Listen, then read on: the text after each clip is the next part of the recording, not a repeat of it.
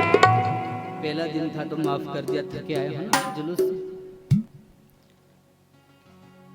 लेकिन भगवान का नाम प्रेम और उत्साह के साथ लेना चाहिए। अच्छा, जो आदमी थोड़ा हंसता रहता है उसके पास सब बैठते हैं ना।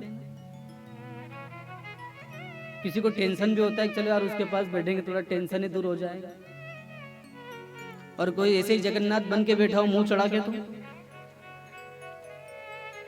क्या बोलेंगे यार अरे दो सुमने के पास जाएंगे तो वो पता नहीं यार। अब भगवान ने इतनी अच्छी सूरत शकल सब दी है, दिया ना सब, तो फिर काहे गुब्बारा बन के बैठे हैं? भगवान का नाम आनंद उत्साह और मौज से लेना चाहिए। अरे पता नहीं यहां बैठे 5 मिनट बाद क्या हो, गारंटी है? कुछ भी नहीं है। तो जो अवसर आज मिला है, जो त्रिवेणी आज है, तो स्नान कर लो। पता नहीं कल किसने देखा, या यूं कहें कि कल हो ना हो, आज ही। नहीं तो बिन राधा नहीं सजे बिहारी, और बिन राधा नहीं मिले बनवारी। तो कह देंगे कि इनको जब उनसे ही प्रेम नहीं तो काहे इनके पास जाएं भैया, और उसके घर में बैठे हो। तो इसलिए आनंद उत्साह के साथ बोलना चाहिए राधे राधे, और जोर से। ये बाके बिहारी वृंदावन में बैठे बैठे सोचे कि चलो छोड़ो वृंदावन, चलो गोलोक धाम में चलते हैं। राधा नाम तो वहां गाया जा रहा है, यहाँ क्या है? क्योंकि यहाँ तो ऐसे लोग आ रहे हैं कि कोई मुंह नहीं दिखा रहा है, कौन सा मास्क पहन के आ रहे हैं। पहले ऐसे कर्म किए थे कि भगवान के पास ही मुंह छुपा के जा रहे हैं, तो अब तो कुछ अच्छा कर ले कि मुंह खोल के भगवान के पास जाए। जब मुंह बांध के जा रहे हैं ना, और जो मुंह बांध के नहीं जा रहा उसको बाहर ही रख रहे हैं, सबके अंदर नहीं आओगे, मुंह बांधो। तो कुछ अच्छा कर्म करके चले ताकि जाए, क्योंकि ये धरती बड़ी सर्वोत्तम लोग है सब, यहाँ देवता आने के लिए भी तरसते हैं। आज नारद जी बैठे थे, नारद जी ने सोचा कि चलो जब से भगवान आए हैं अब तो धरती स्वर्ग बन गई होगी, तो थोड़ा भ्रमण करके आया जाए। तो ऐसा विचार करके देवर्षि नारद धरती पर पधारते, और जैसे ही धरती पर आए तो सबसे पहले आदमी तीर्थ ही जाता है ना। जब तीर्थ में गए तो क्या देखते हैं कि धर्म के नाम पर पता नहीं क्या क्या हो रहा है। कहाँ गए? हरिद्वार गए, रामेश्वरम गए, बद्रीनाथ गए, जगन्नाथ गए, लेकिन मन कहीं भी नहीं रमा। क्यों? क्योंकि उन्होंने देखा कि आदमी बाहर से तो कुछ हो रहे और अंदर से कुछ हो रहे। एक आश्रम में जाकर देखा कि भैया ये आश्रम किसका है? बोले त्यागी जी का आश्रम है। बड़े वाह, इतना सुंदर आश्रम। बोले क्यों? बोले त्यागी जी बड़े, उन्होंने पत्नी छोड़ दी, उन्होंने घर छोड़ दिया, उन्होंने बच्चे छोड़ दिए। अच्छा, बोले फिर ये मकान? बोले ये तो त्यागी जी का है। तो बोले फिर छोड़ा क्या? यहाँ घर छोड़ा वहां बना लिए, बात तो बराबर। पत्नी छोड़ दी, पत्नी आपकी थी कब तो छोड़ो। ठीक है, कभी साथ फेरे देकर लाए थे, जीवन का साथ था, फिर कभी वो अकेली कभी हम अकेले, जीवन है। अब बस में जाते हैं तो कोई सवारी मिल जाती है, अच्छी पहचान हो जाती है, जान पहचान बढ़ जाती है, सफर अच्छे से कट जाता है, फिर वापस उतरना तो ही से। अब उतन तो कह दो कि नहीं साहब इससे जान पहचान हो गई, ये तो हमारे साथ पूरे सफर में बात किया है, तो हमारा हो गया, तो फिर लड़ाई हो जाएगी ना।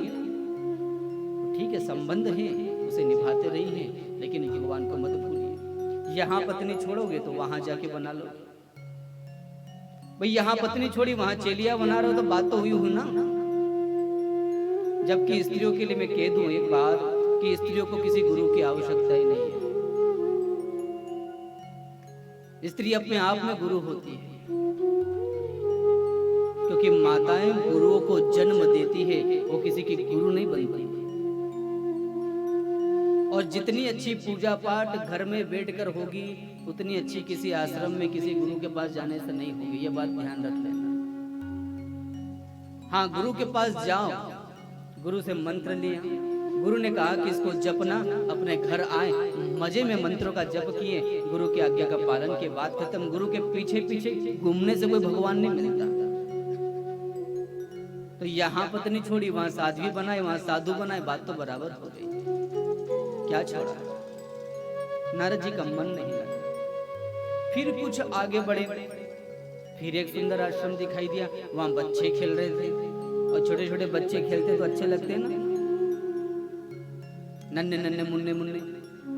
नारद जी ने कहा कितने सुंदर बालक हैं, किसके हैं? बोले ये बच्चे। बोले हाँ, ये हमारे ब्रह्मचारी जी गुरु जी है ना, उनके गुरु जी के बच्चे हैं। अच्छा, नाम क्या है? बोले ब्रह्मचारी। और बच्चे किसके? बोले उनके ही तो हैं। अब बताओ, ब्रह्मचारी हैं और बच्चे भी हैं, तो ये ब्रह्मचर्य समझ में नहीं आता, लेकिन है तो है। नारद जी का मन बड़ा खिन्न हुआ, बड़ा उदास हो गया कि बताओ, मैं तो सर्वोत्तम लोक जानकर इस भूमि पर आया और यहाँ तो ये, लेकिन सोचा कि ब्रज में तो स्वयं कन्हैया रहे हैं, वहां तो आनंद ही आनंद होगा। ब्रज गए तो क्या देखते हैं साहब कि रास्ते में एक माँ विलाप कर रही थी। दो पुरुष, कुछ इस साइड कुछ इस साइड, अचेत अवस्था में पड़े हुए थे। और संत हृदय नवनीत समाना, संत का जो हृदय होता है ना, बड़ा कोमल होता है, दूसरों का दुख वो देख ही नहीं सकता। नारद जी कौतूहल वर्ष वहां पर पधारे। बोले मैया क्या हुआ, क्या बात है, आप रो क्यों रही हो? अब वो स्त्री कोई साधारण तो थी नहीं, उस स्त्री का नाम था भक्ति मैया, और जो दोनों पुरुष पड़े थे वो ज्ञान और वैराग्य थे। भक्ति ने कहा गुरुदेव, मुझे एक बात समझ में नहीं आई कि कोई माँ तो जवान रहे और उसके बच्चे बूढ़े हो जाएं, तो ये अच्छा तो नहीं होता। और मेरे दोनों पुत्र ज्ञान और वैराग्य आज मूर्छित पड़े हैं, मैं इन्हीं के दुख के कारण दुखी हूं। नारद जी ने कहा चिंता मत करो, हम आ गए ना। नारद ने कहा कि मैं इनकी मूर्छा दूर कर दूंगा, और जिस दिन आपके भीतर मैं आ जाए उस दिन बना बनाया काम भी बिगड़ जाता है। आप और हम करने वाले कौन?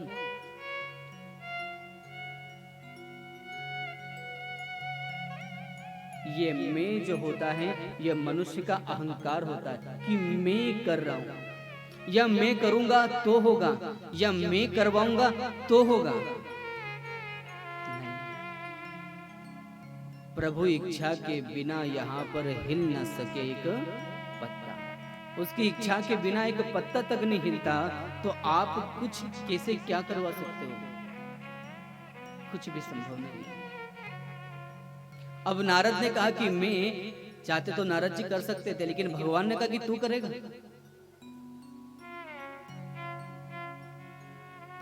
अब गौशाला बनी, अगर कोई बोल दे कि मैंने कराई, मैंने बनाई, तो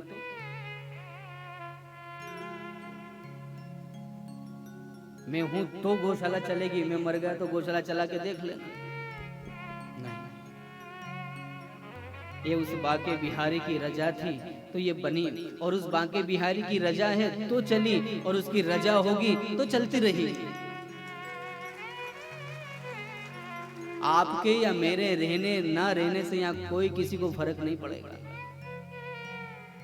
ये तो ये कि प्रभु की कृपा रही, कुछ अच्छा काम हम लोगों के द्वारा करवाना था तो उसने करवा दिया। अब इसमें अगर आप अपना अहंकार मान के बैठ जाओ कि मैंने करी साहब, मैं करने वाला, मैं नहीं होता तो खोल लेते।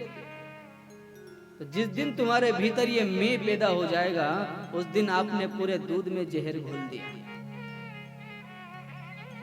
ये संपूर्ण नगर की धरोहर है, और हर नगर वासी का सहयोग इस गौशाला की भूमि में, इस गौशाला के निर्माण में है। यहाँ किसी की नहीं है, ये आपकी है, ये अपनी है। इसको सजाओ, इसको निहारो, इसको देखो, इसमें झूमो, इसमें नाचो, इसमें गाओ, और मन ना लगे तो बाबा के पास आके बैठो कि तू भी अकेला और हम भी अकेले, दोनों बतियाएंगे, बस यहीं रहेंगे। बताओ, बैठे हैं ना पहाड़ पे अपने सेठ, बड़े सेठ को कहाँ बिठा रखा है नगर में? और उनसे जो प्रेम करते हैं उनको यहाँ बिठा रखा है हमने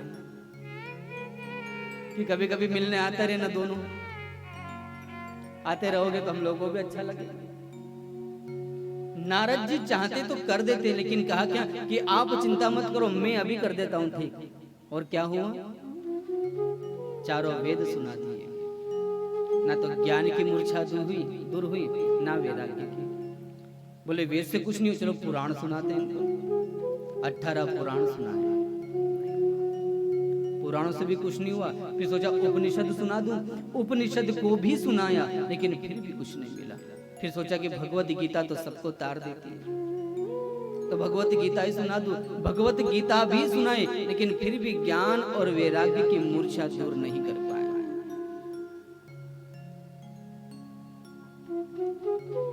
जिसे मैं की हवा लगी उसे ना दुआ लगी ना दवा लगी। जिस दिन अहंकार आ जाए साहब, उस दिन बना बनाया खेल बिगड़ जाता है। अब नारद जी उदास कि मैंने बड़प्पन में बोल तो दिया कि मैं कर दूंगा, लेकिन अब बोले आप चिंता मत करो, अब प्रभु की इच्छा। उसी समय वहां आकाशवाणी होती कि नारद आप ज्ञान और वैराग्य की मूर्छा अगर दूर करना चाहते हो तो जाओ सत्संग करो। तो नारद जी ने कहा अभी तक क्या कर रहा था भाई? कथा सुनाना और कथा सुनना यही तो सत्संग है, यही है ना आप लोगों की नजर में, कि और कुछ है? कथा सुनना और कथा सुनाना इसी को सत्संग कहा गया। सत्संग का मतलब होता है अपनी आत्मा का संग, भीतर बैठे परमात्मा को देखना, भीतर बैठे अपने प्यारे को निहारना। और जिस दिन भीतर बैठे परमात्मा का कोई संग कर लेता है उस दिन वास्तविक सत्संग होता है। कभी घर में अकेले 5 मिनट किसी कोने में बैठे हो कि आज मैं उसकी याद करूंगा। दिन भर के काम से थोड़ा समय निकाल के कुछ फुर्सत के क्षण निकाल कर बैठे हो कि आज तो मैं अपने कान्हा से मिलूंगा ही सही, चाहे थोड़ी देर के लिए मिलूंगा।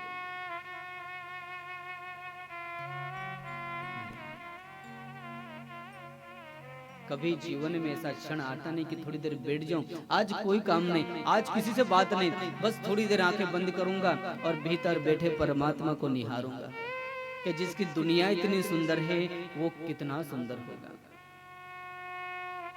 किसी को सुंदरता से प्रेम होता है ना, तो बताओ बांके बिहारी से सुंदर कोई है?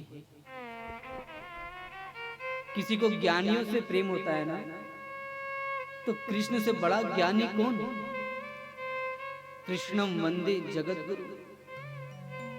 किसी को चंचलता से प्रेम होता है ना, नटखट से, तो इनसे बड़ा नटखट खोजोगे तो नहीं मिलेगा, इनसे बड़ा चंचल कोई नहीं। अब किसी को चोर उनसे भी प्रेम होता है तो इनसे बड़ा चोर भी कोई नहीं। लोग तो धन चुराते हैं, वस्तु चुराते हैं, ये तो चित्त ही चुरा लेते हैं।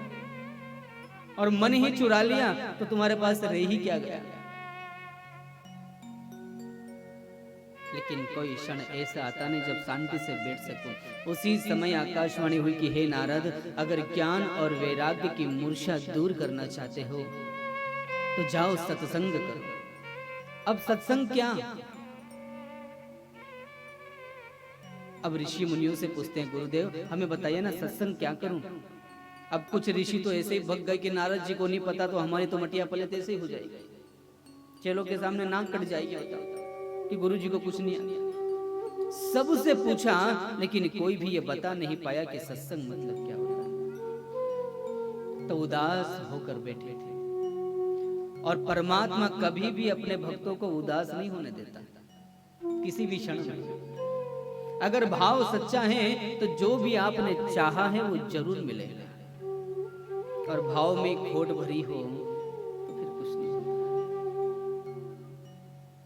किसी शायर ने कहा है ना कि कुछ तो मजबूरियां रही होगी, यूं कोई बेवफा नहीं होता। दिल बहुत चाहता है कि सच बोले, पर क्या करे हौसला नहीं होता। अपना दिल भी टटोल कर देखो, फासला बेवजह नहीं होता। दूरियां ऐसे ही नहीं बनती भगवान से। तुम्हारी रोज की जो चाह होती है, आज ये चाहा, कल वो चाहा, परसों वो मांगा, पहले दिन वो मांगा, तो मांग कभी पूरी नहीं होती। और परमात्मा कहता है कि तेरी मांग खत्म हो तो मैं आऊं। और यहाँ तो सुबह उठते ही दूसरी मांग शुरू हो जाती है। तो अपना दिल भी थोड़ा टटोलो साहब, कि अपना दिल भी टटोल कर देखो, फासला बेवजह नहीं होता। भाव सच्चा है तो ईश्वर मिलता जरूर है। नारद जी बैठे थे, उदास थे। भगवान की प्रेरणा से उधर से सनत कुमार जी निकल रहे थे, चारों भाई। अब जो ज्यादा बातों नहीं रहते हैं, अगर वो शांत बैठे तो थोड़ा मन में प्रश्न उठता है ना कि आज ये क्यों चुप बैठी है, ये की तो चोंच बंद ही नहीं रहती, बकर बकर बकर क्यों अक्का है, क्यों चुप बैठी है। नारद जी ने कहा कि सर्वोत्तम लोक जान के धरती पर आया था, लेकिन आया तो क्या देखा कि यहाँ तो सब दूर बस वही पाप ही पाप है। मन उदास हो गया। वृंदावन गया तो वृंदावन में देखा कि भक्ति भी दुखी बैठी है। उसका दुख निवारण करने का मैंने वचन दिया, लेकिन वचन नहीं पूरा कर पाया। मन बड़ा उदास है। सब पुराण सारी कथाएं सुनाई, लेकिन फिर भी सत्संग का पता नहीं। सनत कुमारों ने कहा सत्संग मतलब होता है श्रीमद् भागवत महापुराण की कथा। तुम ज्ञान और वैराग्य को भागवत सुनाओ, तब जाके मूर्छा दूर होगी। नारद जी ने कहा कहाँ गुरु जी ढूंढने जाऊंगा, घर बैठे ही गुरु महाराज पधार गए तो आप ही करो ना। बोले हम देखो कहाँ पर है वो वृंदावन। बोले हम ब्रज नहीं आ सकते। बोले फिर, बोले थोड़ा हम चलें, थोड़ा ज्ञान वैराग्य को लेके आओ। हरिद्वार के निकट आनंद वन है, वहां पर बड़ी मुलायम बालू बिछी है गंगा मैया की, है ना। और बालू पे बैठने में बड़ा आनंद आता है ना। कभी आप लोग गए हो तो बालू पे मस्ती करने में, बालू पे खेलने में, बालू पे लेटने में बड़ा ही आनंद आता है। रमन रेती गए हो ना सब लोग वृंदावन में, तो रमन रेती में देखो कितना आनंद आता है। कितना भी इंपॉर्टेंट आदमी वो लौटेगा जरूर। आनंद ही ऐसा है वहां पर। तो सनत कुमारों ने कहा आप हरिद्वार पधारिए। सनत कुमार जी व्यास जी बने, नारद जी जजमान बने हैं, ज्ञान और वैराग्य बैठे हैं और सनत कुमारों ने कथा आरंभ करी है। एक दिन हुआ, 2 दिन हुए, 3 दिन हुए, चौथे दिन तो ज्ञान और वैराग्य जब लाला का जन्म हुआ तो खड़े हो गए। और जन्म में तो सभी खड़े हो जाते हैं ना।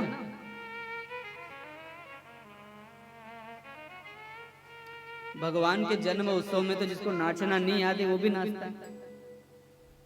भगवान के जन्म उत्सव में दुनिया का सबसे दुखी आदमी भी आ जाए तो वो भी नाचता है। भगवान का नाम ही ऐसा है। चौथे दिन तो दोनों उठकर बैठ गए और 7 दिन की जैसे ही कथा पूरी हुई, ज्ञान और वैराग्य भक्ति मैया के साथ उस कथा में नाचने लगे। बोलो राधे राधे। जोर से बोलना पड़ेगा और जोर से। नाचने लगे। ज्ञान वैराग्य भी नाच रहे हैं, भक्ति मैया भी नाच रही है। अब सब नदियों ने सोचा कि ये नाच रहे हैं तो हम क्यों वंचित रहे। तो सारी नदियां सुंदर स्त्रियों का रूप धारण करके कीर्तन में पधारी, वो भी नाच रहे हैं। प्रहलाद जी ने कहा जब इतने लोग नाच रहे तो हम तो भगवान के भगत, हम क्यों छोड़े। तो प्रहलाद जी भी आ गए। अब प्रहलाद जी, ध्रुव ने देखा कि प्रहलाद नाच रहा है तो हम क्यों पीछे रहे, तो प्रहलाद जी भी चले गए। अब नारद जी तो वही थे। नारद जी ने वीणा बजाना शुरू कर दिया। अब भोले बाबा ने कहा बताओ इतना सुंदर नारायण का कीर्तन हो रहा है, नारद जी वीणा बजा रहे हैं और एक यंत्र तो हमारे पास भी है, तो हम काहे चुप बैठे। तो बाबा कैलाश छोड़कर डमरू उठाकर वो भी पधार गए। नारद जी वीणा बजा रहे हैं, शंकर जी डमरू बजा रहे हैं, कोई करताल बजा रहा है, कोई ताल बजा रहा है, हरि राम कीर्तन हो रहा है, सब नाच रहे हैं। तो भगवान विष्णु ने सोचा कि सब धरती पे नाच रहे तो हम काहे बैठे वैकुंठ में भैया हैं। हम भी गोलोक धाम चले ना। जब सारा उत्सव गोलोक धाम में हो रहा है तो हम काहे पीछे रहे। तो विष्णु जी ने कहा कि जब सब आनंद लूट रहे हैं हमारे कीर्तन में, हम वैकुंठ में नहीं बैठेंगे, हम भी जाएंगे। तो भगवान विष्णु भी प्रकट हो गए। अब भगवान प्रकट हो गए तो सब जय जयकार करने लगे, बोले लक्ष्मीपति नारायण भगवान की जय हो। अब सारे कीर्तन में नाच रहे, भगवान भी नाच रहे हैं, तो हम काहे पीछे रहेंगे उन्हें वाले? हम भी तो ताली बजा के हरि कीर्तन गाएंगे ना, कि नहीं गाएंगे? अब थोड़ा देखो, बाबा नाच रहे हैं, मैया नाच रही है, हरि नाच रहे हैं, ब्रह्मा जी नाच रहे हैं, नदियाँ नाच रही है, सूरज चांद सितारे तारे सब नाच रहे हैं, तो हम भी तो राधा रमन का कीर्तन करके नाचेंगे ना। जय जय राधा रमन हरि बोल। अब जिसको ताली बजाने में जोर है उसका कुछ नहीं हो सकता। भगवान ने कहा इस बार तो हाथ दे दिए गलती से, अगली बार ये भी नहीं दूंगा। बोले क्यों? बोले तो कीर्तन में ताली भी नहीं बजाता। एक बार एक सम्राट ने घोषणा करी कि जो भी मेरे राज्य में सबसे ज्यादा आलसी होगा उसको मैं इनाम दूंगा। तो देश विदेश के जितने भी आलसी थे सब इकट्ठा हो गए। राजा ने कहा तुम सब आलसी हो? बोले हाँ महाराज, हमसे बड़ा आलसी कोई नहीं। बोले जो सबसे बड़ा आलसी हो हाथ उठाओ। अब सबने हाथ उठा दिए। अब एक आदमी चुपचाप बैठा था। राजा ने कहा तू आलसी नहीं है? बोले कौन हाथ उठाए? क्योंकि उसको हाथ उठाने में भी जोर आ रहा था। भगवान के कीर्तन में तो ताली बजाना चाहिए ना, और जिनको अपने हाथों की रेखाएं बदलना हो वो जरूर ताली बजाए। बोलो राधे राधे।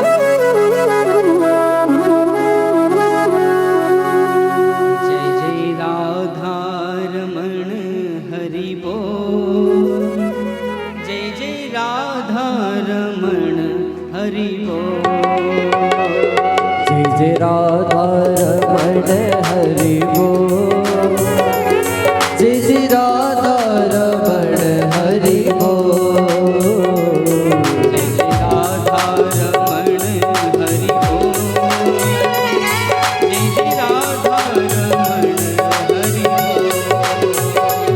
जय जय राधा रमण हरि बोल।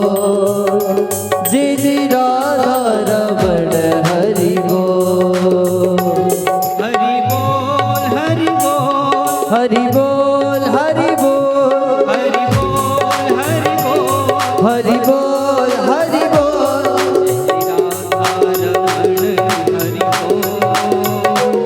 जय जय राधा रमण हरि बोल। जय जय राधा रमण हरि बोल। जय जय राधा रमण हरि बोल। मन तेरा बोले राधे कृष्णा, तन तेरा बोले राधे कृष्णा। तन तेरा बोले राधे कृष्णा। तन तेरा बोले राधे कृष्णा। मन तेरा बोले राधे कृष्णा, तन तेरा बोले राधे कृष्णा। तन तेरा बोले राधे कृष्णा। तन तेरा बोले राधे कृष्णा। जिह्वा तेरी बोले राधे कृष्णा, मुख से निकले राधे कृष्णा। मुख से निकले राधे कृष्णा। मुख से निकले राधे कृष्णा। जय जय राधा रमण हरि बोल। जय जय राधा रमण हरि बोल। जय जय राधा रमण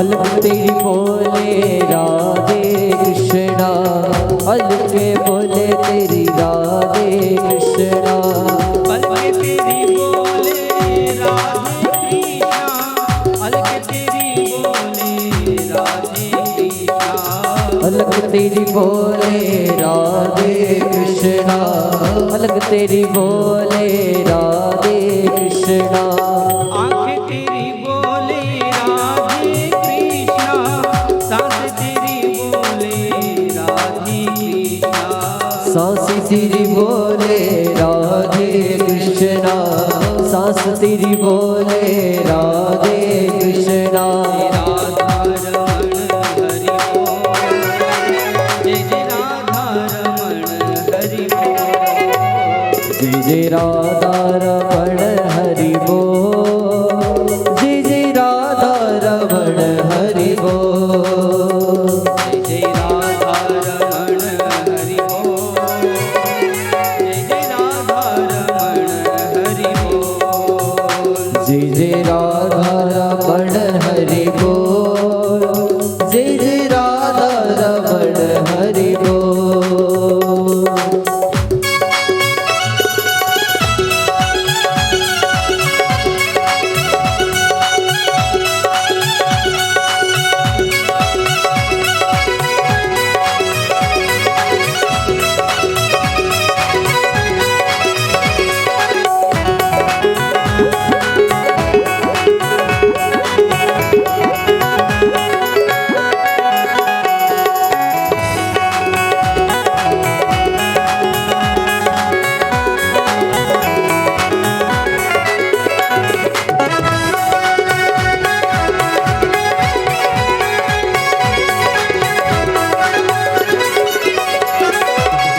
धड़कन बोले राधे कृष्णा, धड़कन बोले राधे कृष्णा, तड़पन बोले राधे कृष्णा, तड़पन बोले राधे कृष्णा, अंतर बोले राधे कृष्णा, रोम रोम बोले राधे कृष्णा, रोम रोम में राधे कृष्णा, रोम रोम में राधे कृष्णा, राधा रमण हरि बोल, जय जय राधा रमण हरि बोल, जय जय राधा रमण हरि बोल, जय जय राधा रमण हरि बोल, हरि बोल हरि हरि बोल, बोल हरि बोल, हरि बोल हरि बोल, हरि बोल हरि बोल, हरि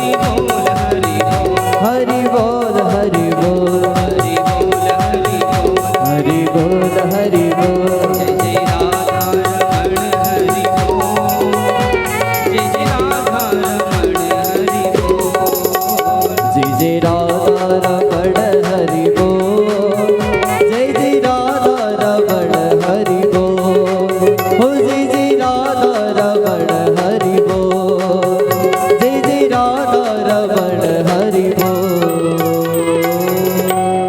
बोले वृंदावन बिहारी लाल की जय, राधा रमण सरकार की जय, जय जय श्री राधे, जय जय श्री राधे, जय जय श्री राधे श्याम।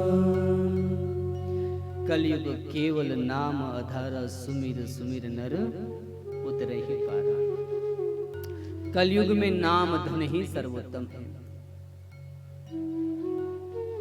ये नारद जी की कथा सुत जी महाराज 88,000 ऋषियों को सुना रहे थे नैमिषारण्य में। सुत जी कहते हैं कि ना ऋषियों, ये भागवत जीते जी तो मनुष्य को तारती है, लेकिन मरने के बाद भी ये मनुष्य को तार देती है। ऋषियों ने पूछा कैसे? बोले जिस मनुष्य में ने जीवन काल में कभी कुछ नहीं किया, ना कभी सत्संग सुना, ना कभी गुरुजनों की सेवा करी, ना कभी तीर्थों का दर्शन किया, जीवन भर पाप कर्म में लिप्त रहा। अगर ऐसा मनुष्य भी इस कथा को श्रवण कर ले, जीते जी कर ले तो अच्छी बात है, लेकिन अगर जीते जी किसी कारणवश नहीं कर पाया और अगर मरने के बाद भी वो इस कथा का श्रवण कर ले तो उसको मुक्ति मिल जाती है। 88,000 ऋषियों ने कहा ऐसा हो नहीं सकता। बोले हुआ है। कहां? तो सुत जी महाराज बताते हैं कि एक आत्मदेव नाम के ब्राह्मण थे। अभी भागवती कथा शुरू नहीं हुई है ना, अभी तो हम लोग महात्मा में चल रहे हैं। अभी आपको लगे कि भागवत शुरू हो गई, पानी वानी पी नहीं थे तो ठीक। अभी तो महात्मा सुनेंगे आज हम लोग, कथा तो कल से प्रारंभ करेंगे। बोले कैसे? बोले एक नगर था, तुंगभद्रा नदी के किनारे उत्तम नगर, उसमें आत्मदेव नाम के ब्राह्मण रहते थे और ब्राह्मण बड़े संतोषी थे। किसी ने कुछ दे दिया तो रख लिया, जोर जबरदस्ती नहीं करते थे कि देना ही पड़ेगा जजमान, ऐसा नहीं। भिक्षावृत्ति करते थे, जो भी मिलता था उससे अपने परिवार का लालन पालन करते थे। पति पत्नी दोनों आनंदित थे। कहते हैं कि हम अगर आंख से काणे हैं हमें कोई दुख नहीं, लेकिन जब कोई दूसरा बोले कि तू काना है तब हमें दुख लगता है। हम रोगी हैं कोई फर्क नहीं, लेकिन दूसरा कहे कि बड़ा रोगी आदमी है तो हमको दुख लगता है।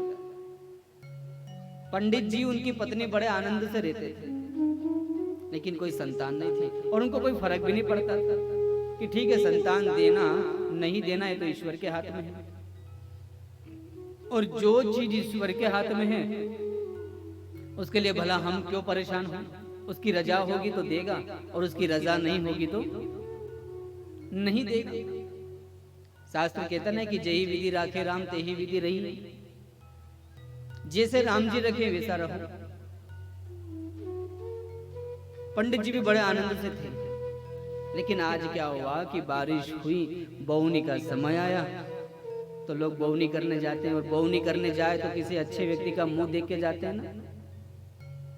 और अगर कोई ऐसे ही मिल जाए तो अरे आज तो बौनी खराब होगी, पता नहीं इसका मुंह देख लिया।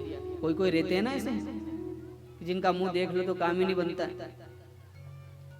अब पंडित जी भिक्षा मांगने गए, उस गांव के जो किसान थे वो बौनी करने जा रहे थे, उन्होंने पंडित का मुख देखा और बाप रे इस निर्वंशी का मुख देख लिया। बताओ अब तो बोवनी ठीक होगी नहीं, चलो वापस कल बोएंगे, आज अच्छी बोवनी नहीं होगी। वापस किसान चले गए। पंडित जी ने सोचा अरे जो कल तक हमारे चरण पढ़ते थे, कल तक जो गुरुजी कहते थे, आज वो हमारा मुख देखना भी पसंद नहीं करते, और केवल इसलिए कि हमारी कोई संतान नहीं है। पर इसमें हमारी गलती भी क्या है, लेकिन मन पीड़ा से भर गया। इसलिए मैं कहता हूं कि किसी को कटु वचन बोलना ही मत। ठीक है तुम्हारी करनी तुम्हारे साथ, तुमने जो किया अच्छा किया, गलत का परिणाम मिलता है। हाँ अगर कोई आपके लिए गलत करता है तो एक सीधा सा उपाय है कि उसके प्रति मौन हो जाइए।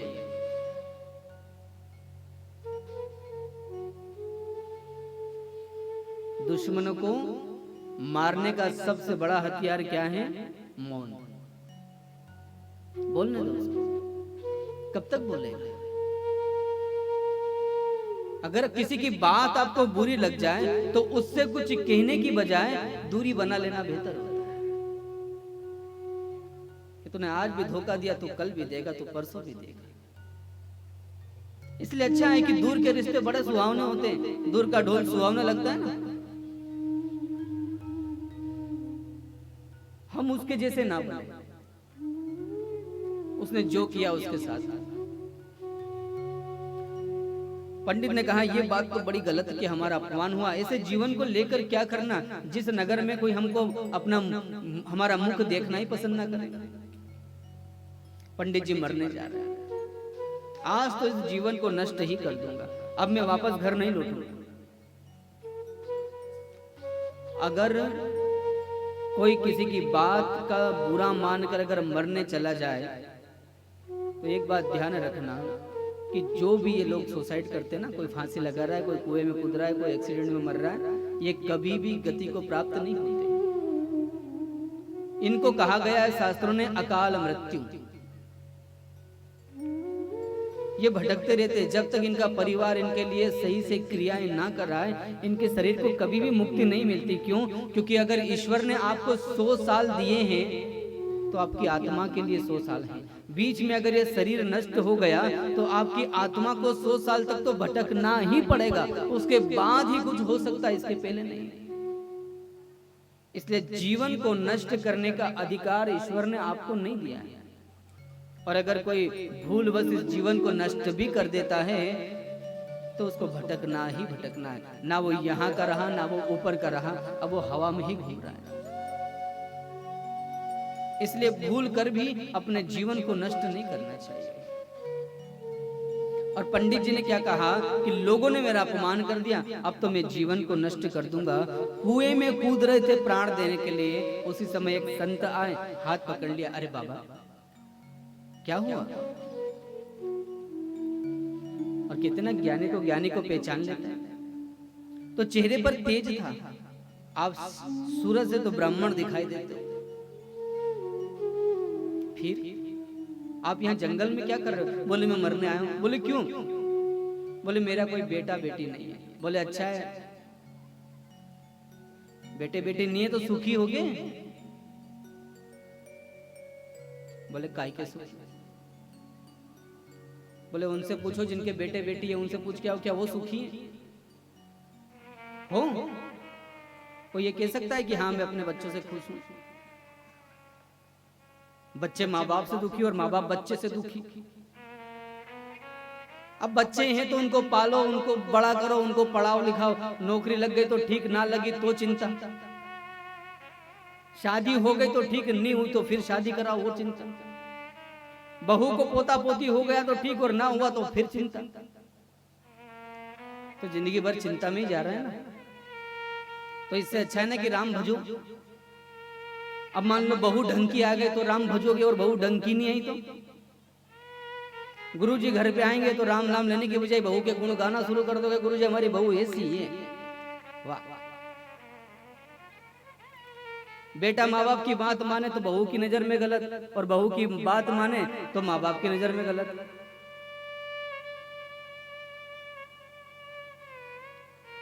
तो ना तो बहू सास से खुश, ना सास बहू से खुश, ना बेटा पत्नी से खुश, ना पत्नी बेटे से खुश, ना माँ बाप बच्चों से खुश, ना बच्चे माँ बाप से खुश। तो इससे अच्छा है कि बच्चे होना ही नहीं चाहिए। फिर क्या करें? बोले कोई रोक टोकने वाला ही नहीं, आराम से भगवान का भजन करो। तो गुरु जी कहते कि बस तुम बाबाओं की एक ही बात समझ में नहीं आती, मिले कि ज्ञान देना शुरू। अरे महाराज मुझे ज्ञान नहीं चाहिए। बोले फिर? बोले कुछ दे सकते हो तो बेटा होने का आशीर्वाद दे दो। संत तो समझाता है कि क्यों दुख लेना चाहता है, सुख लेना। अच्छा जिनके बेटे बेटी नहीं होते उनको चिंता ही नहीं रहती कि किसी से पूछने की जरूरत ही नहीं। बहू कथा सुनने चली जाऊं क्यों? पूछना पड़ता है ना। और बहू कहते कि बस आपको तो बस एक ही है, बस दिन भर भजन मंडली भजन मंडली, कभी छोरे को रख लिया करो तो मैं घर का काम निपटा। ऐसा भी होता है ना, पूछने की जरूरत ही नहीं पड़ती। अच्छा तीरथ जाना हो तो बेटे की तरफ देखो कि भैया गुरुजी बद्री विशाल जा रहे हैं अगले साल, तो तू कहे तो चली जाऊं। मम्मी देख कोरोना में दुकान भी नहीं चली और फसल भी भाव नहीं आया और पैसे हैं का, और देख अगली बार चली जाना ना, है ना। और बेटा हो ही नहीं तो कहाँ जाना? बद्री विशाल चलो, बेग तो साड़ी भरी और चलो, किससे पूछना, लगाया ताला और चल। ना लेना एक ना देना दो। और बेटे ने हाँ भी कर दी तो बहू बोल दी थी मैंने 2 महीने से कह रही हूँ गोवा जाना, लेकिन नहीं। मम्मी ने बोला तो तुम्हारे पास पैसे आ गए, मैंने बोला था तो पैसे नहीं थे। अब माँ ये बात सुन रही कि देख लो बहू डांट रही है कमरे में बेचारे को। फिर दूसरे दिन कहती है बेटा एक काम कर, अब शरीर भी साथ नहीं देता है, काम बद्री विशाल जाऊंगी, सांस भी फूलती है, एक काम कर मैं तो अब नहीं जा रही। अरे मम्मी जाना। बोले नहीं जा रही बेटा। वाह, सब बद्री विशाल यही हो गया। और ना हो तो संत, ये मैं नहीं कह रहा हूँ, संत समझा रहे हैं उसको, पंडित जी को, आत्मदेव जी को, कि अच्छे कि लड़के बच्चे नहीं है, भगवान के भजन करो ना। अब मान लो भगवान के भजन करने बैठे और पोता बार बार बाहर जा रहा है, तो भगवान का भजन कर पाओगे? बहू बेटे को संभाल। यहीं भी बोलो कि आरती करने बैठो और ओम जय जगदीश हरे और फिर छोड़ा दे। भक्त जनों के संकट क्षण में दूर करे। देखो गैस पे दूध, अब तन मन धन सब कुछ है तेरा, तिजोरी की चाबी संभाल के रखना। क्या लागे मेरा, कल तेरे को पैसे दिए तो वापस रखे तूने कि नहीं कबाड़ में? ये सब खर्चा कर दिए। हो गई आरती। और बच्चे बच्ची पोता पोती हो ही नहीं तो आराम से तेन धन मन सब कुछ तेरा, क्या लागे मेरा, है ना? कोई चिंता ही नहीं। अब ऐसा मेरा कोई विचार नहीं है, मैं तो सिर्फ आत्मदेव जी को जो संत समझा रहे थे वही बता रहा हूं। नन्हे मुन्ने बच्चों से घर में खुशी आती है ना?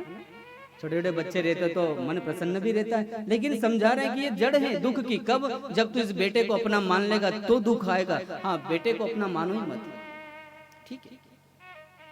सांसारिक प्रक्रिया है, चलने दो। पंडित जी ने कहा मुझे ज्ञान मत दो, वरदान दो। संत ने कहा एक बार और समझा दो। महाराज दशरथ का नाम सुने? महाराज दशरथ को सब लोग जानते हो ना? हाँ कर लो, नहीं तो 7 दिन बाद 9 राम कथा शुरू कर देंगे कि 7 दिन ये, और जैसे पूर्ण होती है अगले दिन से फिर राम कथा मंच सब लगाइए। तो दशरथ जी को सब जानते हो ना? कितने लड़के थे? 4 थे, और मरे जब कितने पास थे? क्यों?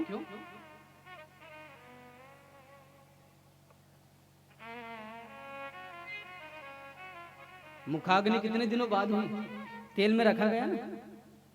तो बताओ। तो संत कह रहे हैं कि देखो राजा दशरथ को 4 लड़के थे, लेकिन जब मरे हैं तब एक भी साथ नहीं था। और मरे भी किस कारण? पुत्र के वियोग में मरे ना। तो इससे अच्छा है कि काहे अपनी सुख की काया दुख में डाल रहे हो, भजन करो भैया। बोले आप तो महाराज पधारो, मैं तो मरूंगा, आपके सामने ही मरूंगा। लेकिन संत हृदय नवनीत समाना, संत का हृदय बड़ा कोमल था। बोले आप नाराज मत होइए, जब आप चाहते ही हो तो ये फल है, अपनी पत्नी को जाकर खिला देना, जरूर पुत्र होगा। खुशी खुशी पंडित जी घर पधारे, जाकर अपनी पत्नी से कहा। अब पत्नी का नाम भी बड़ा प्यारा था। क्या था? धुंधली। क्या था? जैसा नाम ऐसे गुण। और धुंधली भी इतनी प्यारी है कि वो रास्ता देखते कि पंडित जी भिक्षा मांगने जाए तो मैं 2-4 घर फोड़ के आऊं, है ना? कभी इससे लड़ाई करती है, कभी उससे लड़ाई करती है। जब तक 2-4 घर में लड़ाई ना करके आए तब तक उसको चैन ही नहीं पड़ता। और किसी किसी को दूसरों को लड़ाने में बड़ा आनंद आता है ना? बड़ा लड़ेंगे, हाथ पांव टूटेंगे, मजे आएंगे, देखेंगे पुलिस आएगी, फिर फोन लगाते हमारे मोहल्ले में आज 100 नंबर आई थी, पता है तुमको? कितनी गाड़ी है ना, 100 नंबर कितनी अच्छी आज आई थी हमारे मोहल्ले में, है ना? ऐसे ही करते हैं ना। तो यही धुंधली का स्वभाव है। 2-4 घर में जब तक ना लड़े तब तक उसका टाइम ही पास ना हो। अब बड़ी खुश थी वो। अब पंडित जी घर गए और जाकर अपनी पत्नी को नारियल दिया, फल किसको खा लेना, हमारे यहाँ पुत्र जरूर होगा। धुंधली ने कहा अब तो रात हो गई है, कल ही खाऊंगी, सुबह स्नान करके फिर फल खाऊंगी। अब सुबह हुई तो हाथ में फल लेके बैठी, खा नहीं रही है। तो सबकी एक एक सहेली तो रहती है जो एडवांस रहती है ना, बहुत ज्यादा समझदार होती है। उससे कुछ भी पूछो उसके पास हर चीज का आंसर होता है, उत्तर होता है। तो बोला धुंधली आज तू चुपचाप क्यों बैठी है? बोले अच्छी बढ़िया लाइफ चल रही थी, जिंदगी चल रही थी, पता नहीं कहां से फल ले आए। अब ये फल खाऊंगी और गर्भवती हो जाऊंगी तो पेट बाहर आ जाएगा, पहली समस्या तो ये। फिर मुझे तो चटपटा खाने की आदत है, और गर्भ में बच्चा रहेगा तो चटपटा भी नहीं खा पाऊंगी, दूसरी टेंशन ये। तीसरी टेंशन मेरे को तो घूमने फिरने की आदत, अब पेट में बच्चा रहेगा तो घूमने फिरने भी नहीं जा पाऊंगा। अब पेट में बच्चे ने कभी लात वात मार दी तो वो अलग। और अगर अच्छे से प्रसव हो गया तब तो ठीक है, अगर प्रसव में प्राण चलेगा तो मेरी ननद सब अलग ले जाएगी यहाँ से। भाभियों को ननद की चिंता रहती है। नहीं, चेहरा मत देखो एक दूसरे का, आपकी ननद जैसी नहीं, मैं पहचानता हूं उनको। ठीक, है ना। हालांकि कोई ननद किसी भाई के यहाँ की कोई भूखी नहीं, लेकिन एक प्रचलन है, ये धुंधली सोच रही है। राम जी सबको देता है, किसी को ज्यादा किसी को कम, कोई किसी से आस नहीं रखता आज के जमाने में कि कोई देगा तभी चलेगा, नहीं, किसी को आधी किसी को पूरी, भगवान सबको देता है। अब धुंधली ये सोच रही कि अगर प्रसव सही से हो गया तब तो ठीक है, और अगर मुझे कुछ हो गया तो मेरी ननद सारा धन ले जाएगी, फिर मेरा क्या होगा। अरे भाई तू तो मर जाएगी तो फिर तेरा क्या होगा, धन रहे कि जाए। लेकिन आदमी कुछ भी सोच लेता है। तो मैं सखी इसलिए उदास बैठी हूँ, तो उसने कहा तू भी कहा बाबाओं के चक्कर में आ गई। अरे फल खाने से भी कोई लड़के बच्चे हुए ये बाबा सब झूठ बोलते हैं। बोले फिर अरे ये गाय है ना, इसको खिला दे। बोले वो तो सब ठीक है, गाय को खिला दूं, पर पंडित जी पूछेंगे तो। बोले पंडित जी कौन सा तेरा पेट में झांकेंगे, आए तो बोल देना कि खा लिया। अरे पर वो तो ठीक है, लेकिन भाई गर्भवती होंगी तो शरीर अपने आप बता देता है कि गर्भवती है कि नहीं, उसके बाद क्या होगा। बोले अभी 3-4 महीने ऐश कर, उसके बाद देखेंगे, है ना। वाह, उसने गाय को फल खिला दिया। धीरे धीरे समय व्यतीत होने लगा, धुंधली ने फल नहीं खाया। अब सखी से पूछा अब क्या करूं। बोले करना क्या, तकिया बांध के घूमो, और क्या। तो पेट पे तकिया बांध के घूमती। एक पति को तो उल्लू बनाना ही है, और पति तो बेचारे पहले भोले होते हैं, होते हैं ना, जो पत्नी बोलती है वही करते हैं बेचारे। राहुल भैया गुस्सा हो रहे हैं उधर से, सब भोले भाले रहते बेचारे पति। अब पंडित जी बोले सब देवी ठीक है ना, पेट में कोई दिक्कत तो नहीं। बोले सब राम जी की कृपा है, आनंद से बीत रहे। अब धीरे धीरे समय व्यतीत हुआ, 9वां महीना आया। बोले अब क्या करूं। बोले अब करना क्या है, तेरी बहन है ना, उसके यहाँ पहले से 8-10 बच्चे हैं, और वो फिर गर्भवती है। उसके यहाँ खाने के लिए नहीं है, तेरे यहाँ खाने के लिए पर्याप्त है, तो तू कुछ धन अपनी बहन को दे दे, और बहन का बच्चा तू रख ले। ये बात धुंधली को समझ में आया। अब उसने अपने पति से कहा कि देखो प्रसव पीड़ा में किसी अपने का साथ होना बहुत जरूरी है, तो आप मेरी बहन को ले आओ। तो बहन आ गई, बहन का लड़का धुंधली ने रखा, और 9 महीने बाद उस गाय के पेट से भी एक पुत्र का जन्म हुआ, जिसके कान पूरे गाय के जैसे थे। अब दोनों का नामकरण संस्कार हुआ, तो धुंधली से जो पुत्र हुआ उसका नाम रखा धुंधकारी, और गाय से जो हुआ उसका क्या नाम रखा, गोकर्ण महाराज। गोकर्ण पंडिता ज्ञानी धुंधकारी महाखला। जिसके घर में एक लड़का हो उसे सावधान हो जाना बहुत जरूरी है। मैंने हर बार कथा में कहा ना कि एक बेटे के बिगड़ने के आसार बड़े ज्यादा रहते हैं, इसलिए 12 साल तक बेटे को मारना बहुत जरूरी है। अब मारना मतलब ऐसे नहीं कि मारना ही, ताड़ना जिसको शास्त्र बोलता है कि डांटो, क्योंकि उस समय बच्चा कोमल रहता है। उस समय जो संस्कार पड़ गए वो पड़ गए, उसके बाद उसके जीवन में कोई संस्कार पड़ने वाले नहीं है, फिर वही करेगा धुंधकारी जैसी हरकत। अब एक लड़का है पंडित जी का, तो बड़ा प्यार से रखते हैं, किसी चीज की कमी नहीं होने देते। और जो माँ बाप अपने बच्चों के लिए ज्यादा छोड़ के जाते हैं ना, वो माँ बाप अपने बच्चों को अपंग बना के जाते हैं, क्योंकि उनके जीवन में करने के लिए कुछ बचा ही नहीं। माँ बाप ने पहले ही इतना कर दिया कि उनको कुछ नहीं करना, उनको संघर्ष का ही कोई पता नहीं। इसलिए एक की चीज 10 में भी ले आएंगे, उनको क्या करना।